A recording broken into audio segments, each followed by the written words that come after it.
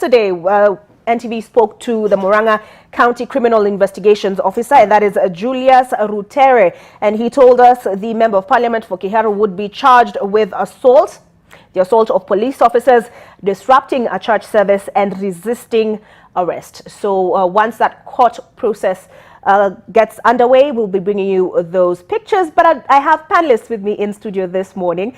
We have the Kiminini Member of Parliament, Chris Wamalwa. Karibu sana.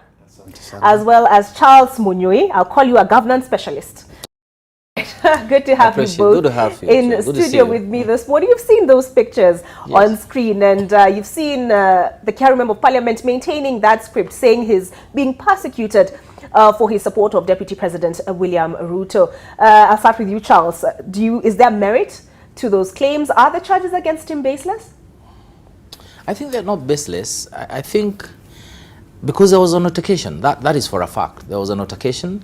Number two, there were policemen trying to arrest him, and he never got arrested. So those are facts that, based on what you've seen on social media.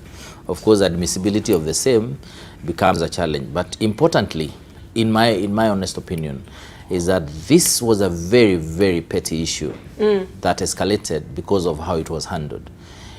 An altercation of that nature is a misdemeanor, is a minor offense. It's not really a big issue.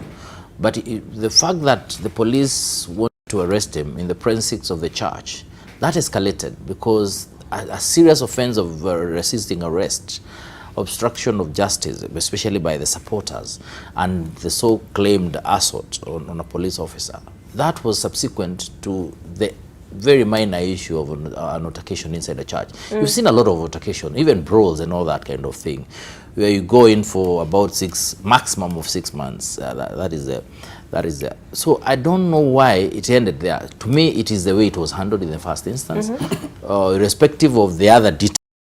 We're going to deal with the other details that and how the church has gotten itself up to where it has gotten itself due to some of these things. But to me, if everyone had allowed the Mheshimiwa Nyoro to walk away and then maybe summon him and have a discussion around the issue of the altercation without necessarily arrest him on the spot, would not be where we are today. That much energy that has been spent around this issue not have been dispensed around this issue. He claims had he been someone he would have voluntarily made his way to the police station. I want to believe he would have done so. I'm not sure. I don't know. Mheshimiwa, I feel like he somewhat feels like he would benefit from all the drama. His supporters going out to demonstrate his arrest. For me, because he was summoned yesterday. The authorities said they're looking for him. They're trying to track him down. Although that being said, he was on television, live on various screens across the country. Yes. So I don't know. I'm not sure I believe that he would have voluntarily presented himself to the police. What do you think, Mheshimiwa? Thank you very much. I think before I give my submissions, first I want to condemn whatever happened in the Gitui Catholic Church. The church is a holy place that must be respected. When you go to church to pray to God, to thank Him for what He has done for you. And at times, we are all of us, we fall in the shortage of the glory of God. We also go there to seek forgiveness. So there must be element of humility. And for politicians to go there of whatever happened, we want to condemn it in the strongest terms possible. And when you go to church, it doesn't matter who you are, whether you are a member of parliament, whether you are a chief, whether you are a villager, whoever you are in the house of God, we are all equal before the eyes of God.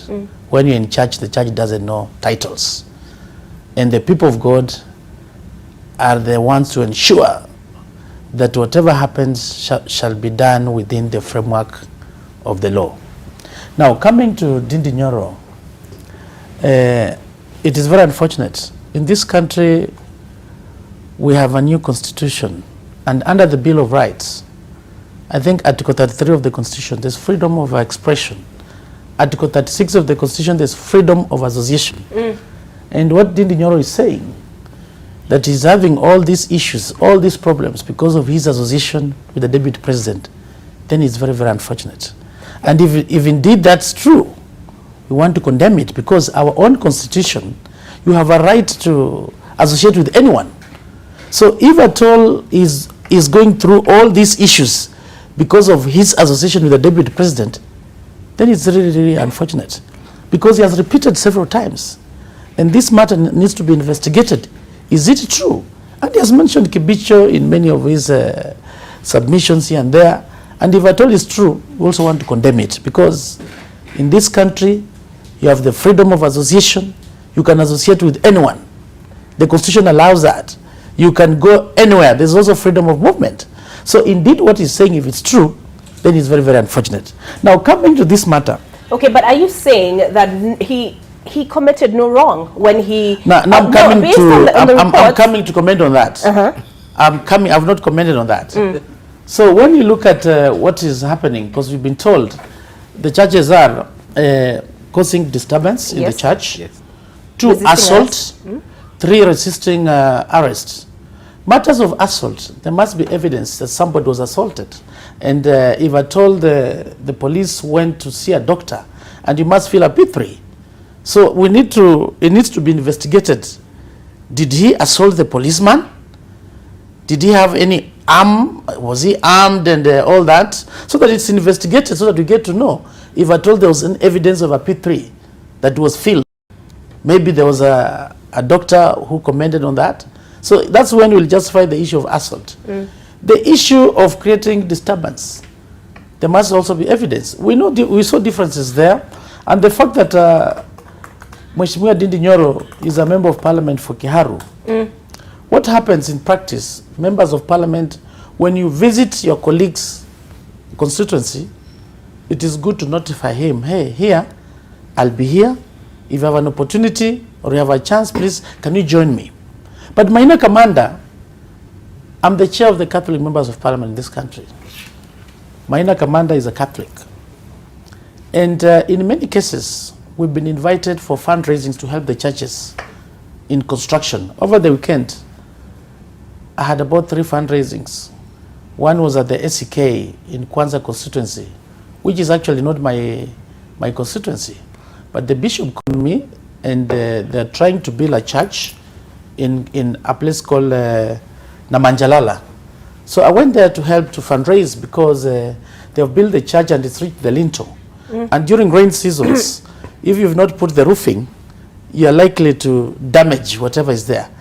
And to me, I saw it was a good cause. And I went there to do the Harambee. Unfortunately, when I tried to reach the sitting member of parliament to notify him that I'll be in his constituency, I didn't manage to get him, but I sent him a text message. So I went there, I did the fundraising, and it was particularly on matters of the church. I didn't do any politics. I left it there. So you agree with Ndindi Nyoro that there was a breach of protocol. So I'll come back. I interrupt you. So you were saying when a member of parliament visits somebody else's constituency, it's just good form to inform them that you will be present there, and you were giving us an illustration where you stayed away from political matters. So are you saying Minor Commander violated those rules of engagement? No, I never say that. I said it's good courtesy that when you're visiting your colleague's constituency, you notify. But that does not mean it's mandatory. Because in our constitution, under Bill of Rights, everybody has freedom of movement. And Minor Commander, from the best of my knowledge, I've been told he was invited. There was special invitation for him to go and conduct a fundraising to help the church in terms of to implement its church activities. We know very well that many churches in this country have played a very critical role as far as the issue of how to live in the society is concerned. And we have shortage of funds. Maybe it's the highest time that we should bring a bill in parliament whereby we can say CDF should also help churches. Because that one, as far as the CDF Act is concerned, is not allowed. Matters of CDF does not touch churches. But we are seeing churches in many different problems. Like for instance, as I mentioned over the weekend when I went for the Harambee for the SEK church, actually it's raining and this church is coming down because the Christians are unable to complete the roofing. So the issue of Harambee has been there. But the issue is when you go to church and finish the business that brought you there. We should not bring politics in the church. So what Maina Commander did, and you brought in a very good aspects, that he had called Ndindi Nyoro, yes, that I'm coming to your area. But then if at all it's true what you said, that he gave him notice, yes, that I'm coming to bring you down. Yes, that's what the MP claims. Then it justifies why Ndindi Nyoro, the worries that Ndindi Nyoro has been putting in place. Okay. So I think it's the highest time as politicians, we must tread carefully so that when we go to church, we should leave politics outside the church. When we go to church, it's a place of worship, let's leave politics outside. But before he comes in, the drama around Ndindi Nyoro. Ndindi Nyoro, if he was summoned, I'm sure he'll have gone to the police. It is very wrong for the police to waste resources, and you have a group of 150 GSU looking for Ndindi Nyoro. I think that was very wrong. No, that was very, very wrong. I think it's the highest time now we should also tell the police that if you are summoning a honorable member is somebody who was elected, somebody who must behave in a dignified manner to befit his office. Give him the summons. If he refuses to come, then you can use force. Okay. It was uncalled for. All right, I'll come back to that. Charles, I want you to weigh in on this. But first, Mheshimiwa raised the question of the church. Yes. I want us to hear what the Catholic Church had to say on this matter yesterday. Regrettable, unfortunate, and shameful. These are the other adjectives the Catholic Diocese of Murang'a saw fit to use to describe the events that transpired at the Gitui Catholic Parish on Sunday. A free-for-all as the loosely termed guests of honor turned the noble into what may as well have been a barroom brawl. And it treated the house of God as an arena where political scores can be settled. Admittedly embarrassed, the diocese, which covers Murang'a and Kirinyaga counties, has moved to save the situation, as it were.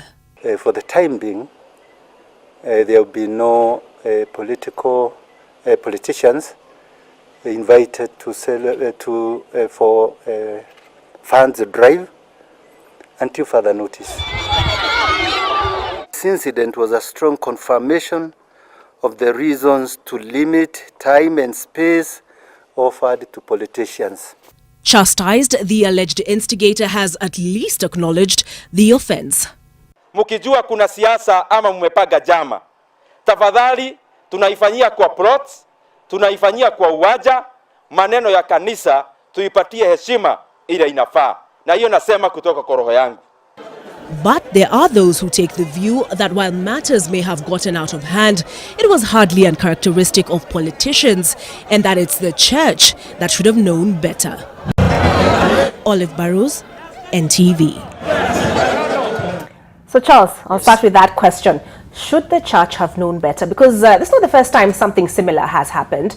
In June of this year, we saw the Anglican Church of Kenya, the diocese again of Murang'a, and this time Murang'a South, banned politicians from addressing congregants following the disruption of a church service when Kiambu woman Representative Gathoni wa Mushoba was booed by people said to be supporters of the Kandara Member of Parliament, who we heard from a bit earlier this morning and who's supporting Ndindi Nyoro, by her supporters. So it's not the first time something like this has happened. And in Murang'a. And in Murang'a. So Anglican Church, Catholic Church in Murang'a, and that might easily go to the whole country. I think there is this element of someone wanting to protect their turf. And I think Murang'a is starting this. And it is not fair, it's not reasonable. We are a country where we had to even legislate, like Mheshimiwa has said, even provide in the constitution that you can live, work anywhere in this country. So when you have your neighbor, literally your neighbor, who is a Kikuyu, but, you know, telling him that you can not walk into a church in my constituency. Keyword here, underline my constituency. I think it's really sad, and we should never get there. Having said that, and coming to the church has known. They know. It's not like they don't know. And the church stands indicted, if you ask me. Because if you look at the way churches operate today, the chairman of the development committee is so prominently placed in every church. And I'm disappointed that of all churches, this is a Catholic church. I would have understood if it was some other kind of churches. I would have a problem when it's ACK, and I'm saying this with a lot of respect to churches all over the place, even the ones where men are supposed to, I don't know, something is supposed to happen, and then you look at your wife and you can't do much, even those ones. My point is this: when you accept this money from these individuals, when you decide that you have projects that are ongoing every single day of every single year for the 5 years that we have elections, and then this escalates around the time we have elections, that's when now all these manner of projects are coming up. If it's you're not buying your pastor a car, you're building this, you're building that, you are buying this equipment, I think that is where the problem is, and the church must now appreciate the need to raise revenue internally from its congregants, from its members, because you're registered as a society. You did not wake up just and decide to save everyone. You got registered because there was a need that was identified and there was sufficient membership. You do not open shop and hope if people come. There must be a need for that. You know what I have a concern with? You find a small village with 20, 30 churches, and when you have only 5 shops. 30 churches. And within meters of one another. Within meters of each other. Yes. And then all manner of projects are coming up. And then within the same environment, crime is just going up. It's not going down. Like Munyui has said, instead of the church now managing its affairs by way of relating with its core business, which is to preach how you go to heaven and how you don't mess up, how do you end up with a situation like we ended up with in that church? It didn't just come from nowhere. It is disrespect that has been escalating time, and ultimately now it got to a point where it was literally inside the church precinct and inside a church building. So it didn't just happen. And the fact that you're receiving this money, and when we complain as Kenyans, you say, give us a machine that will be able to confirm what money is clean, what money is corrupt money at the entrance. Then we'll place it there. We'll have everyone subject their funds to that machine. And then if it's confirmed to be dirty money, then you don't allow the money to come in. I think that argument coming from a church, when the idea was, don't just allow everyone to take over when you're running. And that's why when you walk in, your 20 of you, all of you, 20 of you, as long as you're politicians and you're contributing, you'll be given a space to speak. To the extent that even the sermon takes way less time. And do you know what? There are people, 90% of the people who walk into that church, the congregants that you're going to leave after you ban everything, scorched earth policy, and leave, are people who have had interactions with you through TV, through radio, through newspapers, with your politics, dirty politics out there. They've gone to church as a sanctuary where they don't want to see these things. And then you follow them there and literally fight in their presence, and then they have a week where even the good messages of hope are not give them that opportunity, that particular small little Sunday that they require that kind of, time for themselves. I want you to come in on that point. I'm looking at another headline, this time from April the 24th, and the charge to politicians, you will not use the pulpit to clean dirty money. Now, that was the Anglican Church of Kenya Archbishop Jackson Olesapit, and he said, let us not allow Harambee money to become a subtle way of sanitizing corrupt leaders. Mheshimiwa, thank you very much. Do churches entertain this sort of politicking on the pulpit because they're getting something in return? I don't think so. First and foremost, I want to say I have a lot of respect for the Archbishop Olesapiti. But Olesapiti, as an Archbishop himself, when you go give your offering, I don't think he has powers to say this money is dirty or clean. It's only God in heaven who knows which money is dirty and which money is clean. When I asked you that question of, does the church lose its moral authority when it accepts money from members of parliament, such as yourself, for instance? Members of parliament are like any other human being in the society. We go to church like any other. So you can't just be sacrificed because you're a politician. When you go to church yourself as a media personality, you don't go there because of, you go there like any congregant and somebody who is gone to church for purposes of worshiping the Lord. So to me, this issue of discriminating, if I'm in church as a politician, let me be like any other congregant who has gone there for God's intervention. But when it comes to the issue of offerings or sadaka for that matter, nobody can tell that which money is dirty, which money is clean. It's only God in heaven who knows. So the issue of assuming that when a politician comes in church and gives his offering or whatever he gives is from corrupt proceedings, I think that is a very, very assumption. Yeah, we want to clarify this, that members of parliament, when they come to church like any other, when the president goes to the church, any beggar going to the church, we are all equal before the eyes of God. So whatever you're going to give, let it not be said that a member of parliament, whatever you're giving, is from corrupt proceedings. And I don't think the church leaders or the pastors, the priests have the powers to tell that this money you're giving me is dirty money or it's good money. If it's dirty, then reject it. Okay, so please, we just want to bring that clarification that we must respect the offerings. When anybody is bringing the offerings, don't say that when the offerings are coming from a politician, that is dirty money. No, I don't think you have any objective measure that you can be able to distinguish that this dirty money, this is clean money. Okay, I saw Charles agreeing with you, but don't you think there is something we need to address? I know the deputy president in particular has been at the forefront of church donations, and he says, this is because I know where God has brought me from. But isn't it being abused now, in the context of the deputy push president, a political agenda? In the context of the deputy president, I think KRA is there, and every financial year you are required to file returns. So really, if you have other sources, you must give full disclosure. But when it comes to matters of the church, please, let's not politicize this issue of dirty money and clean money. You might be here, or maybe let's say a robber has robbed somewhere and he has money and he's going to give to the, or to donate to the church for that matter. Will you be able to tell that? You cannot. Okay. But don't so you agree? It's actually an individual responsibility that we must live within the church teachings, and it's a requirement and it's assumption that the church is that when you go contribute that money, it's from your sweat. The concern though is that the churches are being used to sanctify, to cleanse politicians. No. How will you tell that this money is dirty? Tell me. I think I want to refer my friend to Matthew 6:3. I don't read. I read a lot of the Bible, and I'm sure you're going to read. Yes, I also read. And it's basically something where the left hand is not supposed to know what the right hand is doing. So the bravado with which we get to church, the way we produce money in cash, when you could have deposited in a bank and then given the slip to the priest at the vestry, and then not necessarily announce that I've given 20 million, 15 million, 7 million, 2 million is from this person, 500,000 is from this person. Essentially, the fact that you're doing it so publicly, publicizing and ensuring everyone captures the moment when you're handling all that kind of cash. I think to me the intention is not very good. But there's nothing wrong with giving. But we need to differentiate. With due respect, Matthew 6:3. Allow me to prosecute.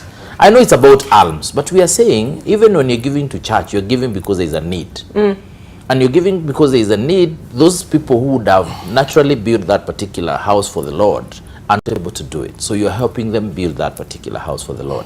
And I know you cannot read one verse of the Bible in isolation and believe that you can walk away with interpreting. I think he has corrected himself. If you allow me. So what we are saying is, we have seen scenarios, and Mheshimiwa will tell you, 1 year to elections, the election laws don't allow him to go to Harambees. In the wisdom of Kenyans, and himself especially because he's a member of parliament, they saw it necessary to avoid Harambees at least 1 year to elections. What are we saying? So that by the time elections are called and we are holding elections, people have forgotten what you've given them, because it has a way of influencing decisions that they make in terms of who to elect or who to elect. It was a question of ensuring there is level playing ground when it comes to politics. So the issue of even corrupt money and cleaning money, let us not lie to ourselves. Churches also are used to launder money, because, I mean, bottom line, if you have a pastor who can be able to deposit 50 million or 20 million and is flying all over the place, then you can give him your 20 million to clean for you. He'll deposit 15, retain 12, give you, or rather retain 3, give you back through services provided by companies that are related to you. These are things that we are talking about. So when we talk about clean money, and clean money is not literally money that has come from the printing press that is dirty in a way or the other one. We are saying, let us not allow criminals who are money launderers and criminals who are also doing all manner of criminal activities to have what they have, to use churches to launder what they have. and then it becomes clean money through churches, because it's happening, and I'm sure he has interacted with this through the sessions he has in his committees. Having said that, I think to me the issue of Harambee is when you allow politicians in a certain way, they capture you. You get captured. Number one, they'll dictate the amount of time you allocate to them. You've seen it happening in a Catholic church, and you know how huge the Catholic church is. And you can imagine what would happen slightly lower in other denominations. And actually, that actually surprised me, because I was like, okay, like I said, I would have understood it was some churches where people are doing funny things to male genitalia. Bottom line, it is not reasonable to allow this kind of thing to go on. If you continue allowing as a church, continue allowing, and I support it. Incidentally, I'm an Anglican. What Anglicans are doing today, they have what is called pillars. So if you're a member of an Anglican church, you have a pillar, you know you're going to contribute 20,000 shillings in the whole year. So you find a way of ensuring that at the end of the year is contributed, whether it's 5,000 a month, 2,000, 200, and you pick. You're not forced. It's not forced down your throat how much you're going to give at the end of the year. So they can actually be able to plan on the project they're going to have for each particular church.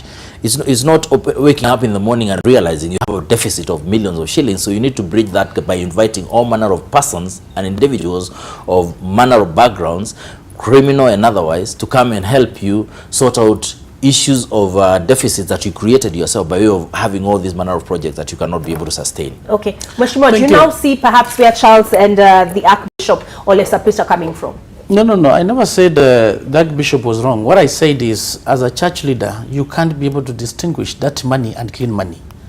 It's only the Lord in heaven who can be able to tell. Even my brother here, when he's going to pay or he's going to take his offering to the church, no one can tell. But are you saying we are powerless to do anything about it? You know, there are some issues which are within our jurisdiction, and there are others which can only be determined in heaven. He mentioned about the Matthew, the one of giving alms. You know, Harambee and giving alms are totally two different things. So the context is wrong. Because Harambee, for instance, I'm a Catholic, and every Sunday, it's required I should go to my church to pray, to seek for forgiveness, as per the traditions of the church. But I don't go only to Catholic church, because as an area member of parliament, I'm invited in different churches. And when they invite me, that there's a noble idea of building a church, and they'll tell you, this is the budget. We have a budget of 1 million, have a budget of 10 million. For purposes of accountability, they must be able to know how much people have contributed, how much has been raised. That is the issue of accountability, and I don't see anything wrong with that. So when you talk of giving alms and Harambee are two totally different things. Professor Nyanyong, the current governor of Kisumu, brought a bill in parliament to ban the issue of Harambees. Some of us, we've gone to school, we've reached where we are because of Harambees. You don't go for Harambee because it is within whatever you want. No, circumstances. Today, you might get an accident when you come out of here and your pockets cannot allow you. You have to be flown to go to India, maybe for an operation or whatever it is. So when people go for Harambees, it is not their wish. We've gone for Harambees for people to go to school, for medical attention and all that. Even churches, they want to spread the word of God. So for instance, where I was, the church has tried and has reached at the lintel, and it's raining. The building is going to collapse. So you can see it's a noble idea. But when I reached the church, they told me, our budget, we've contributed 800,000, 1 million. Our budget was 3 million. We have a shortage of 2 million. What message is that? That whatever you give, be generous enough so that you help us to reach the target. So you can't be told it's a budget of 2 million deficit they have, and you go contribute 10,000 as a chief guest. No, but doesn't it promote corruption? It does. It depends from what context. And speaking of corruption, those pictures on your screen are live from Kisumu County, where residents, a section of residents, are protesting, demanding that their Speaker Onyango Olo be by the Kisumu County Assembly. They're protesting outside those precincts, and they're saying that is on account of his being charged with corruption, accused of taking a bribe to inflate the cost of the construction of the Lake Basin Mall.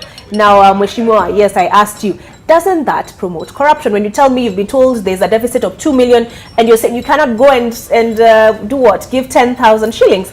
Doesn't it put you in a position where you have to... Let me come to that. To sustain that sort of giving. You know, Madam, I've been explaining. Unfortunately, you've been interfering. I don't finish my contributions. Yes. So I don't think so. It's an issue of integrity. Give what you have. And everybody must be accountable on what he gives. Because in this case, like I have friends of mine, for instance, who have gone to India. And they're going there for surgery. And they tell you, Mheshimiwa, we have a shortage of 1 million. Or you've gone for a funeral, a basic Harambee for a funeral, let's say they need a coffin, they need some food. In our community, when people go for funeral to mourn, they expect to eat. This is how we are, okay? And it's also an opportunity also for those who cannot afford, they can get a meal there, so they'll come.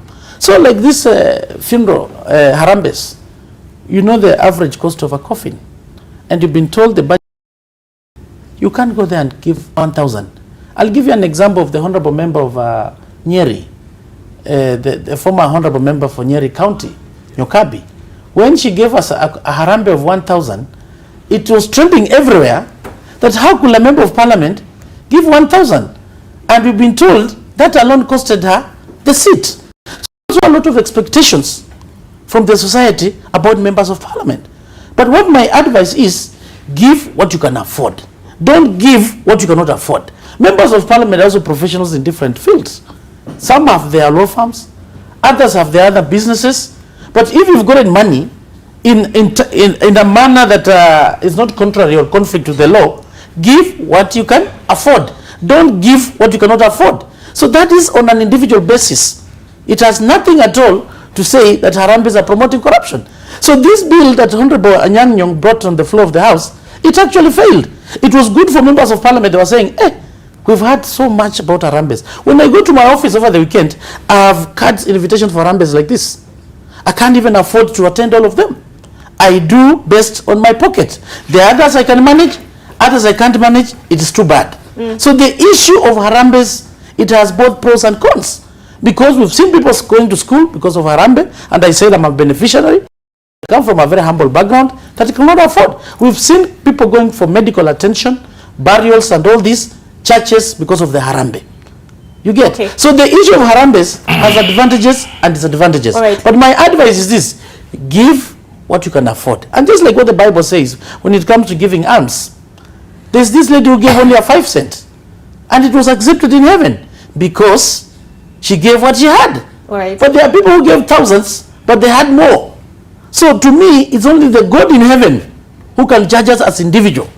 We can't come and pretend that this is dirty money, this is clean money. I think it's becoming too harsh. And for members of parliament, politicians, they'll be happy even when they ban the Harambees. Okay, let me ask you, so do you support that legislation, the proposed legislation by the minority leader, John Mbadi, that if you're contributing anything above and beyond 150,000, you should declare to the EACC the source of those funds?